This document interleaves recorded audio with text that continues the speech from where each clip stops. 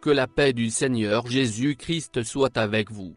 Cette vidéo n'a pas pour but de juger ou de condamner les catholiques, mais de les avertir du réel danger spirituel qui se cache derrière la fête de la Toussaint.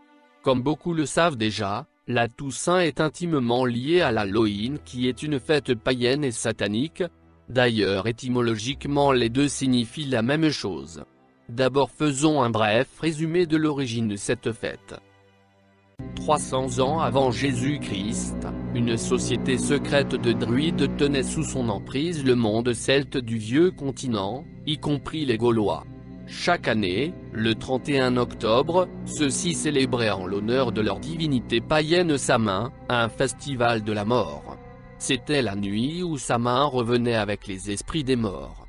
Ces derniers devaient être apaisés, c'est pourquoi il fallait traiter avec eux. À ce moment-là, les druides exécutent des rituels dans lesquels un chaudron symbolisait l'abondance de la déesse. Ils avaient alors coutume d'allumer de grands feux dans le but d'éloigner tous les mauvais esprits et d'apaiser les puissances surnaturelles qui contrôlent les processus de la nature. Des prêtres se déplaçaient de maison en maison et distribuent le feu sacré qui assurait la protection du foyer, en réclamant des offrandes pour leurs dieux, exigeant parfois des sacrifices humains. En cas de refus, ils proféraient des malédictions de mort sur cette maison, d'où le présent aux malédictions. Ou pour être plus clair, une offrande, sinon la malédiction. Les Romains, après avoir conquis la Grande-Bretagne, ajoutent aux traditions celtes des rites issus d'une de leurs propres fêtes de la moisson, qui avait lieu le 1er novembre en l'honneur de Pomone, déesse étrusque annexée par la religion romaine, nymphe des fruits et des fleurs. En 308, l'empereur romain Constantin apaisa la population des territoires païens nouvellement conquis en leur accordant le droit de conserver leur ancien rite du jour de Samin. Il changea la date du prédécesseur chrétien d'Halloween, soit la Toussaint des catholiques romains en la fixant au 1er novembre alors qu'à l'origine, elle était célébrée en mai. Le Panthéon de Rome, un temple construit pour adorer une multitude de dieux, fut converti en église. Pendant que les chrétiens catholiques célébraient leurs saints disparus, les païens dédiaient la nuit précédente à leur Seigneur de la mort. En 840, le pape Grégoire IV instaure la Toussaint, déclarant que le 1er novembre et la veille, le 31 octobre, les morts seraient célébrés. D'où le mot de Halloween, Alma en celte, contraction de Halalo tout ce qui est saint, et de Even la veille. Les origines de Halloween sont donc complètement païennes, puisqu'il s'agit de célébrer les esprits des morts. Les premiers chrétiens n'ont jamais fêté les saints décédés, car cela n'avait aucune importance pour eux, et que Dieu interdit de rendre un culte aux morts. Nous remarquons que même le concept de saint défunt dans l'Église catholique est totalement erroné. Dans le Nouveau Testament, tous ceux qui croient dans le Christ sur la terre sont appelés saints, même s'ils ne sont pas encore parfaits. Ils deviennent saints par la conversion à Jésus-Christ et en lui obéissant. C'est Dieu qui les rend saints et leurs noms sont inscrits dans le ciel. Ils n'ont pas besoin d'être reconnus et canonisés par le pape. Si quelqu'un n'était pas saint durant sa vie terrestre, il ne le sera pas certainement dans l'autre monde. Les véritables saints n'ont jamais attiré les gens à eux, mais tous les dirigent vers Jésus-Christ, le Sauveur du monde. Les catholiques romains croient les honorer en leur rendant un culte, en leur faisant des statues et des images qui sont que des pratiques d'origine païenne et idolâtre, mais qui au contraire les offensent. Notre équipe s'est déplacée cette semaine dans la région de Port-Neuf et plus précisément à Saint-Marc-des-Carrières pour rencontrer un prêtre qui a fondé une maison bien spéciale, la Maison Toussaint. Nous allons le visiter pour vous.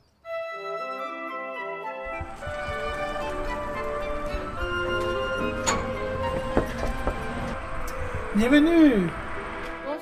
Venez voir les saints, venez vous enrichir de leur présence. Merci!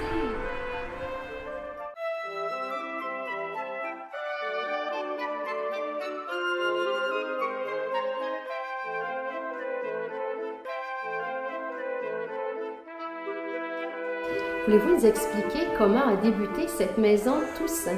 Oui, lorsque je faisais la visite paroissiale, il y a 30 ans, dans une autre paroisse, je suis arrivé chez une dame qui, elle, était collectionneuse. Et elle avait sur une tablette une quinzaine de statues, mais toutes des 4 à 5 pouces.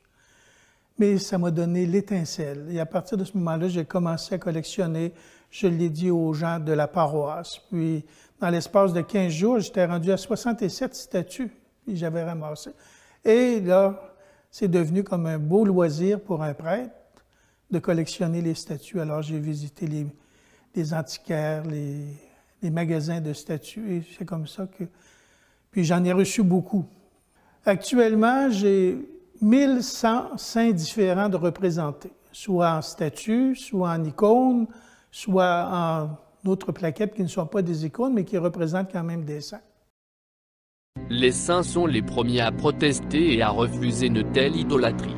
Il faut suivre leur exemple, plutôt que de les prier et de faire des fêtes en leur honneur. La Toussaint est encore célébrée le 1er novembre, au cours de laquelle l'Église catholique latine honore tous les saints, connus et inconnus. La célébration liturgique commence au vêpres le soir du 31 octobre et se termine à la fin du 1er novembre. Elle précède d'un jour la commémoration des fidèles défunts, dont la solennité a été officiellement fixée au 2 novembre. Pour l'Église catholique romaine, le 2 novembre correspond à la célébration des morts par des messes, en particulier pour les défunts de l'année écoulée. Selon l'Église catholique, la messe a une valeur de purification des péchés véniels pour atteindre la vision béatifique. Mais la parole de Dieu déclare que la destinée éternelle d'une personne est scellée lorsqu'elle meurt. Hébreux 9, verset 27. Et comme il est réservé aux hommes de mourir une seule fois, après quoi vient le jugement, pour tous ceux qui vivent, il y a de l'espérance. Et même un chien vivant vaut mieux qu'un lion mort.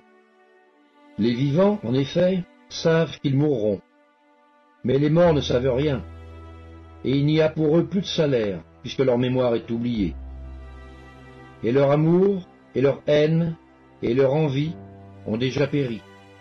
Et ils n'auront plus jamais aucune part à tout ce qui se fait sous le soleil. Les Écritures nous enseignent que c'est une abomination de communier avec les morts.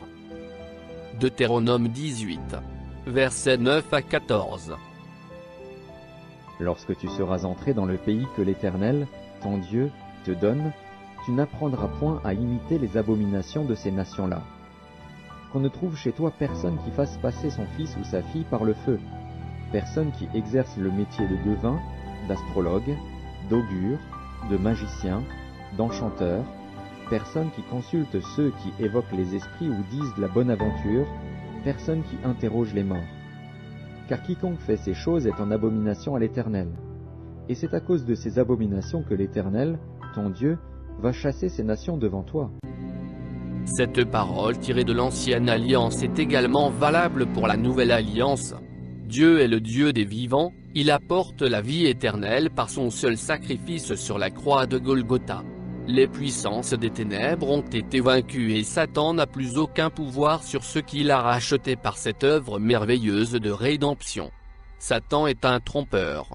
Il est le Dieu de la mort, celui qui a permis l'entrée du péché originel dans le monde. La Toussaint ou Halloween, c'est une fête mise en place par Satan et ses démons pour se faire adorer à la place du Créateur. Les catholiques honorent Satan et les démons sans le savoir. Les gens croient qu'ils font tout cela pour les défunts, mais en réalité les morts ne se rendent absolument pas compte de l'honneur qui leur est rendu. Personne ne peut communiquer avec les morts car le royaume des morts est inaccessible aux vivants. Celui qui vénère les morts donne à Satan le pouvoir de dominer sa vie, son couple, sa famille et son foyer pendant des générations. Véritable cicatrice dans la roche tendre. C'est une nécropole de 20 mètres de haut, profonde et sombre sur 4000 mètres carrés. Un peuple des morts de plus de 40 000 crânes.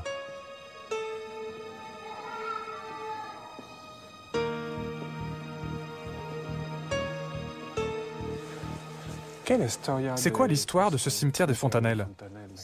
On est dans une carrière de tuf gigantesque qui a été creusée à la période gréco-romaine et ceci a duré jusqu'au XVIe siècle. Puis on a arrêté d'en extraire la pierre et c'est devenu un dépôt de restes humains à l'époque de la grande épidémie de peste au XVIIe siècle, mais aussi après.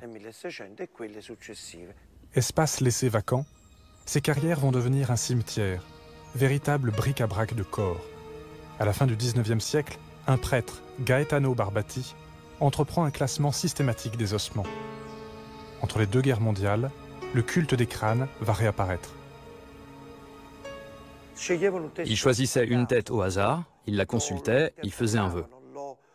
Et si en retour il se passait quelque chose pendant la nuit, le crâne pouvait être enfermé comme ça, tu vois, pour les grâces reçues. Mélange entre profane et sacré, ce commerce macabre entre les vivants et les morts devient intolérable pour l'Église. En 1969, toutes les nécropoles souterraines de Naples sont fermées pour cause de débordements. Il y a 2 ans à peine, les fontanelles ont réouvert leurs portes sous la pression des habitants du quartier.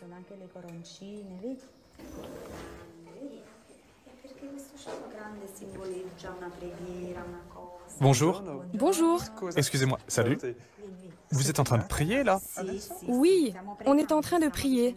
On récite l'Éternel repos, une prière qui s'adresse à eux. On vient leur rendre visite souvent. Oui, mais vous le faites depuis combien d'années? Depuis longtemps. Depuis des siècles. Oui. On l'a toujours fait. Moi, d'après mon souvenir, je suis toujours venue. J'ai 47 ans et quand j'étais petite, on allait à la messe et puis on venait ici. On apportait des bougies, on priait. Et cette tradition est restée.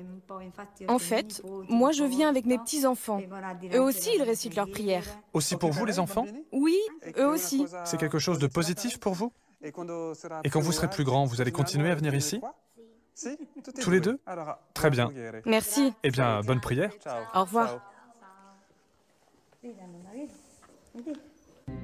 La célébration d'Halloween est une tromperie. En effet, son symbolisme inclut les démons, les fantômes, les sorcières, la mort, l'obscurité, les squelettes, la crainte et la terreur. En tant que croyants et voulant obéir à la parole de Dieu, nous ne pouvons que vous exhorter à prendre votre position de fils de Dieu et à refuser toute pratique liée à Halloween, telle que la Toussaint ou la fête des morts. Ce sont des activités occultes qui ouvrent des portes aux démons. Laissez-vous conduire par l'esprit de vie, qui dit que tu seras entièrement à l'Éternel. Consacrez-vous à son service et non pas à celui d'œuvres de mort. Le culte aux morts est une idolâtrie.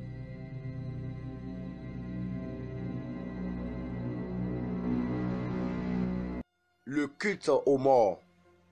Le culte aux morts, Dieu condamne ça.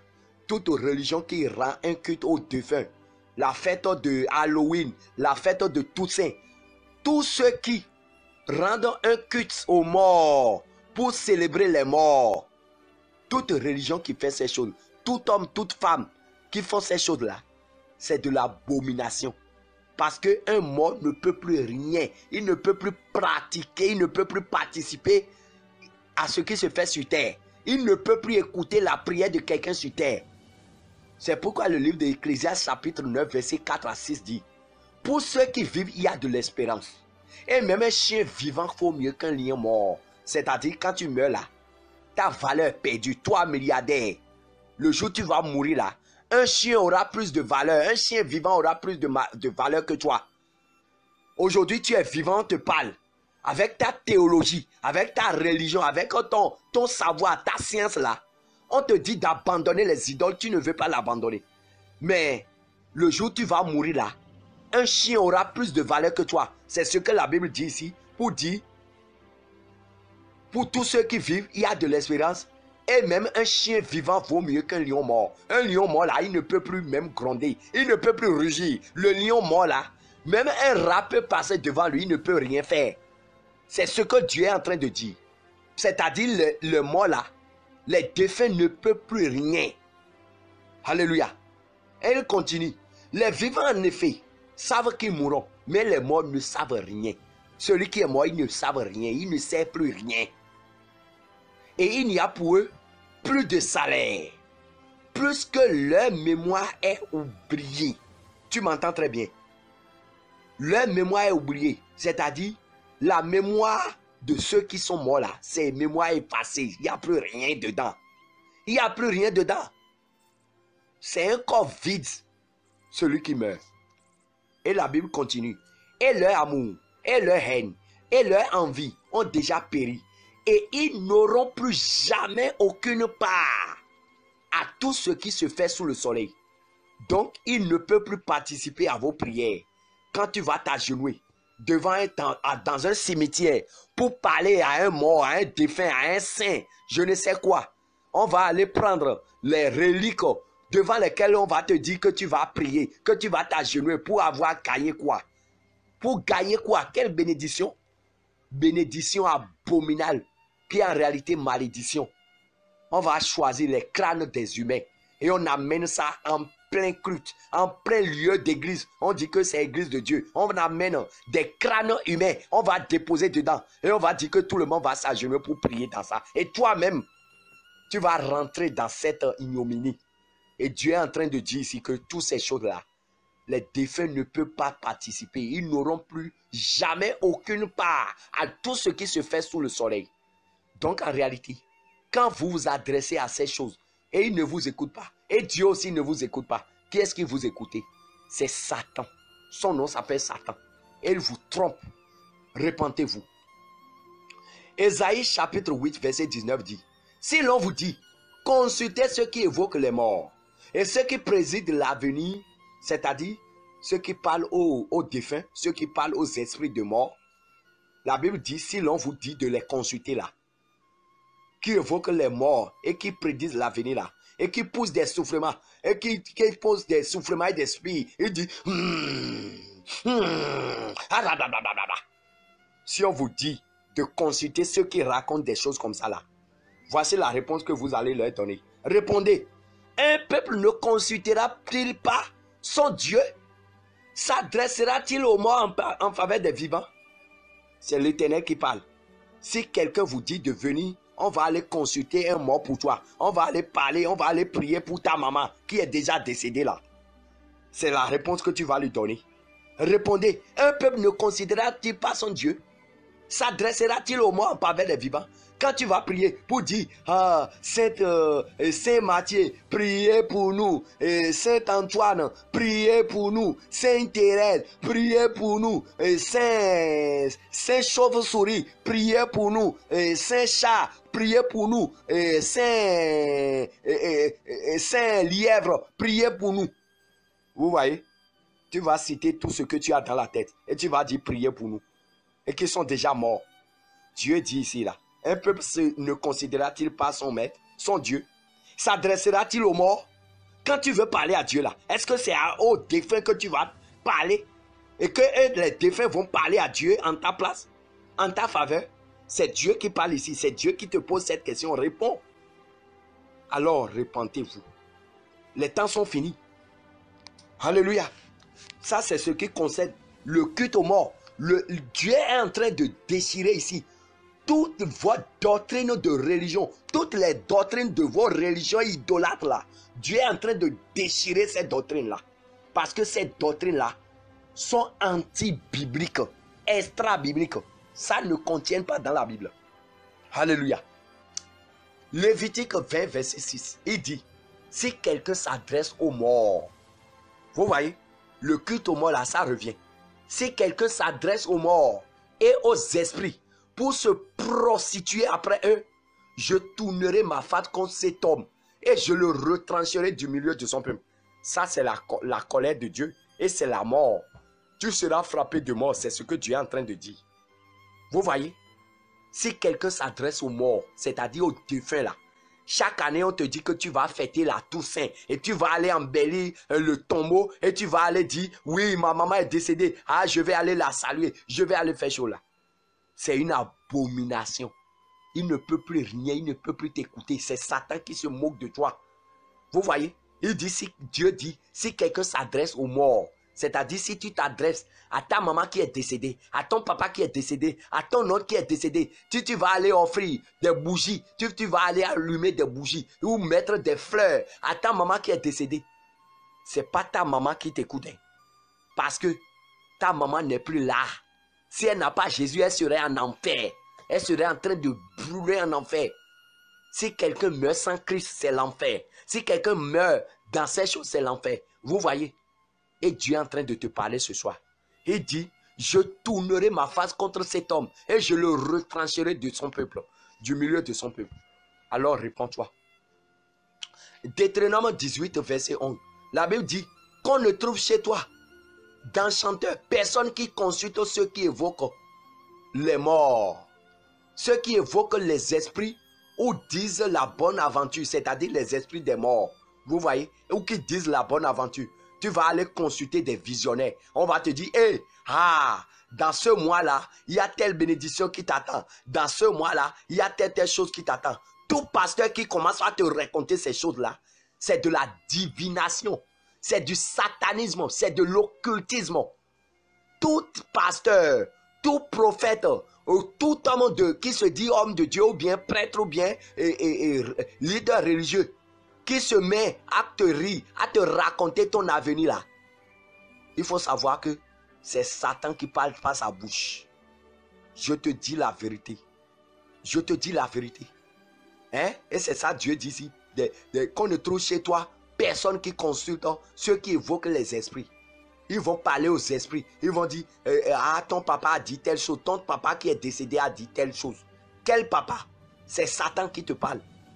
Et qui disent de la bonne aventure. Ouais, c'est des gens qui vont t'annoncer que ton avenir là c'est meilleur.